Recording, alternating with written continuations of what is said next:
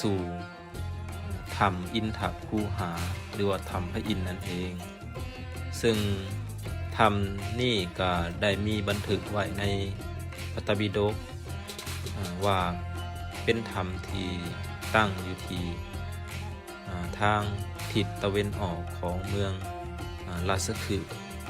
ซึ่งบริเวณที่เราเห็นอยู่ในขณะนี้ก็เป็นเมืองราชคฤห์เก่าปัจจุบันก็มีแต่ป่าเต็มไปด้วยป่าแต่ก็มีหองห้อยของพระพุทธศาสนา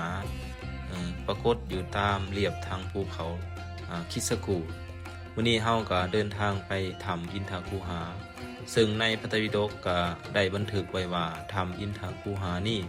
ตั้งอยู่ที่หมู่บ้านหนึ่งชื่อว่าอัมพัดสนหรือว่าหมู่บ้านดงหมักม่วงนั่นเองซึ่งในทางทิศเหนือของหมู่บ้านก็มี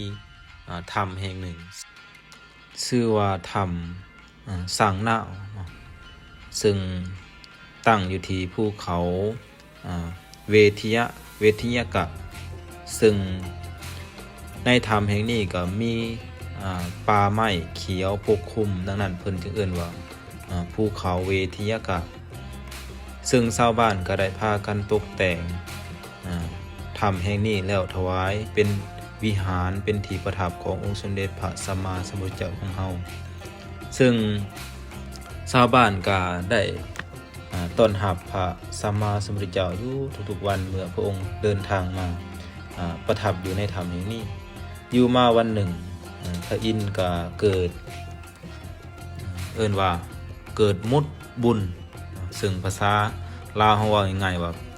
เทวดาจะตกสวรรค์ซึ่งพระอินทร์ก็เป็นพระราชาในสวรรค์ชั้นดาวดึงส์ก็เกิดเห็นนิมิต5ประการเกิดขึ้นจึงเกิดความเดือดร้อนใจว่าตัวเองนี่จะต้องตายในวัยนี้ก็หาทางที่จะกำจัดที่จะป้องกันความวิตกกังวลก็คือความตายของตัวเองนั่นจึงคิดหาบุคคลในโลกในสากลโลกนี้ก็บ่มีผู้ใดที่จะสามารถต้านทานความตายได้ก็คิดเห็นมีพระองค์องค์หนึ่งชื่อว่าพระสัพพัญญูสัมมาสัมพุทธเจ้าของเฮานั่นเองก็คิดเห็นพระสัมมาสัมพุทธเจ้าก็ได้ลงมาหีบห่อลงมาในตอนแรงหลังจากตะเวนตกดินแล้วชาวบ้านก็กำลังเริ่มสิกินข้าวกินน้ำก็เห็น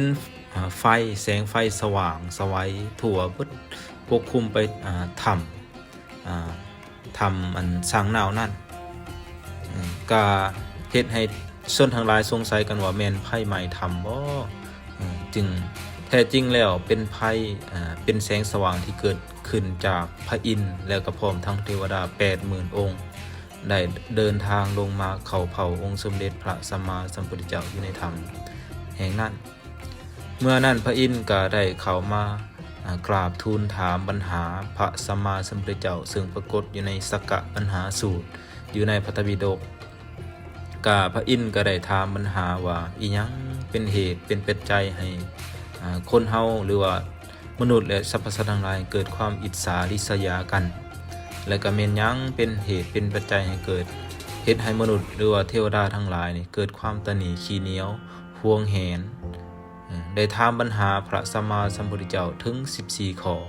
เมื่อถามปัญหาแล้วพระสัมมาสัมพุทธเจ้าก็ทรงแก้ไขปัญหาเหล่านั้นไปตามลำดับเมื่อสิ้นสุดปัญหาเหล่านั้นก็เฮ็ดให้พระอินทร์นั้นได้ดวงตาเห็นธรรมพร้อมด้วยเทวดาทั้ง80,000 องค์ก็ได้ดวงตาเห็นธรรมบรรลุเป็นพระโสดาบันดังนั้นแล้วชาวบ้านจึงตั้งชื่อธรรมแห่งนี้ว่าเป็นธรรมอินทคูหานั่นเอง